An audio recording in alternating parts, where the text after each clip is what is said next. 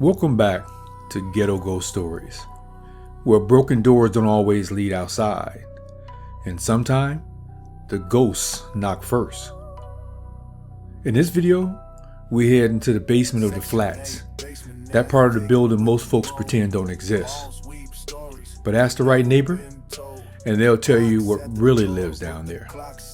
They don't cry, they don't yell, they just knock. And if you let them in, they'll never leave. This is the story of the Basement Kids. They say it starts with a knock. Not the front door, not the windows, but the back staircase. The one nobody uses anymore. That thin metal door behind the laundry room, where the light don't work and the paint peels like old skin. Around 3:03 a.m., tap, tap, tap. Always soft, always slow, like a child knocking too polite to wake the baby. Miss Sandra lived in 1B. She said she first heard the knocks during the February blackout. No heat, no lights, no phones, just her and that knock. She looked through the peephole, nothing. Then a child's voice. "It's cold. Can I come in?" She cracked the door and saw a little boy in a tank top and shorts, skin like ash, lips cracked, eyes down. She reached for the light, but when she flipped the switch, the boy was gone. And muddy child-sized footprints led up the hallway, right to her bedroom. People think it's just ghost stories until you start counting. 3 families in the last 10 years moved out of the building without a trace. Left everything, furniture, food, diapers, gone. One neighbor said he saw a mother screaming at her front door one night, screaming, "Give me my baby back!" But nobody saw a child, just her.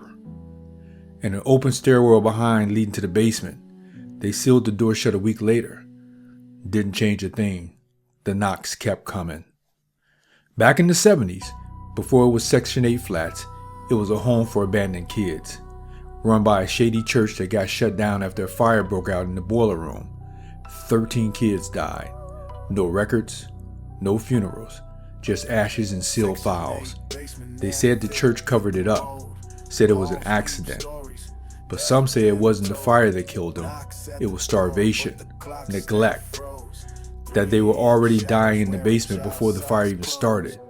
And now, they still there, still cold, still knocking. Monica moved in with her 5-year-old daughter, said everything was fine until her girl started sleepwalking. Every night at 3 a.m., she'd find her standing at the back door whispering, "They're waiting for me." She set up cameras. One night she watched in real time as her daughter walked to the door and opened it. There was no one there, but the hallway lights flickered, and for a split second, there were shadows behind her. Small, still, then gone. The next morning, her daughter's eyes were black, not bruised, just black. By nightfall, they were brown again. But Monica didn't wait for round 2. She left the apartment that day and never went back. They don't want toys. They don't want hugs. They want in. They want warmth. They want to be remembered. But what comes in with them? Ain't no child. It's something darker. Something that lives between rooms, between memories, between 3:02 and 3:04 a.m. Once you open that door, even an inch, they don't leave. They linger. They spread. The tenants tried everything. Candles, psalms. A priest from Humboldt came and blessed the whole basement. Next night, he died in his sleep. After that, management bricked up the stairwell, put cameras in the hallway. But every few months, a new tenant hears the knock. Same rhythm, same hour. And if they open the door, you see the signs. Trash piling up, mail unopened, and eventually, silence. Because once the basement kids pick you, the building becomes your tomb. Some go scream, some wail. But the basement kids, they just knock. And if you open the door, they don't come to visit. They come to stay. If you enjoyed this ghetto ghost story, there's much more to come, so stay tuned. Also, if you have a story of your own, please share it with me. because I'll turn yours into a ghetto ghost story. Until then, lock your doors, turn on your lights, and I'll see you on the next ghetto ghost story. In the gloom, little hands tap, they don't need a room. Voices whisper low from the corner of the tomb. Run if you hear them or you seal to your doom. Pipes creak like a banshee in the walls. Kids giggle soft, hear it bounce down the halls. Bare footprints, mud trails to the crawl.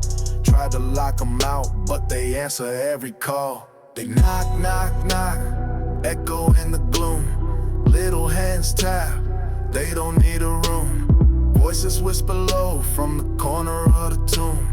Run if you hear them or you seal to your doom. Windows boarded tight, but the air still bites. Cold fingertips pull you deep into the night. TV flicker static, frame shift slight. That laughter ain't joy, it's the warning of fright. Candles burn low, wax drips like tears. Faces in the shadows, they ain't been here in years. Echoes of a playground, but the swing set sneers. When you blink, they closer, feeding on your fears.